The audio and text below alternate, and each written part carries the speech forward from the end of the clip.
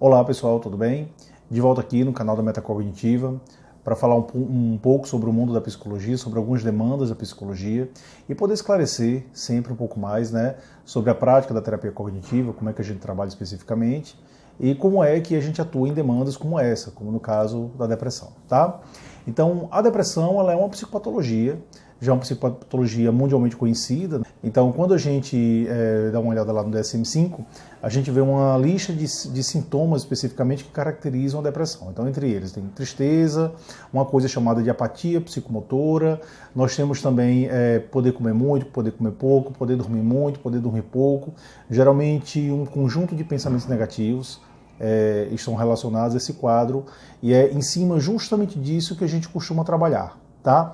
Então, o paciente ele tem um pensamento extremamente negativo, um sentimento de tristeza, e essa apatia psicomotora basicamente é uma falta de vontade de fazer qualquer coisa na sua vida. Então a pessoa não tem vontade de nada.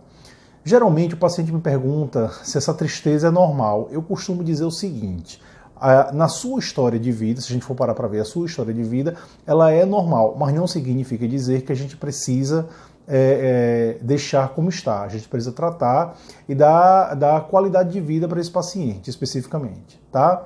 Então, na maioria das vezes tem uma historinha aí, onde o paciente ele perdeu muita coisa, ou tem a percepção de perda muito forte na sua vida. Então ele acha que a sua vida foi muito pesada, ou foi muito difícil, ou que ele não tem grandes habilidades, ou que as pessoas são muito injustas com ele. Então sempre tem esse tipo de percepção, especificamente. Na terapia cognitiva, a gente tem duas linhas de trabalho especificamente. A gente tem uma linha de trabalho em cima do pensamento e a gente tem uma linha de trabalho em cima do comportamento. Por um lado, a gente vai tentar mudar essas crenças negativas, tá?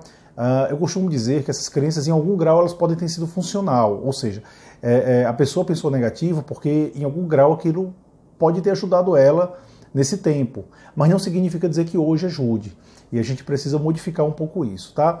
Pela linha comportamental, a gente vai tentar oferecer padrões de comportamento, oferecer ações nessa pessoa que possa dar uma sensação de satisfação. A gente costuma chamar isso de ação de alta eficácia, dar uma sensação de eficácia para essa pessoa. E aí existe uma tendência maior a essa pessoa sair do quadro depressivo. Okay? Então, a lógica, grosso modo, é um pouco essa. Obviamente que não é simples, a gente precisa de algumas exceções para poder a gente conseguir mudar e tirar o paciente desse quadro, mas com um pouquinho de persistência a gente consegue.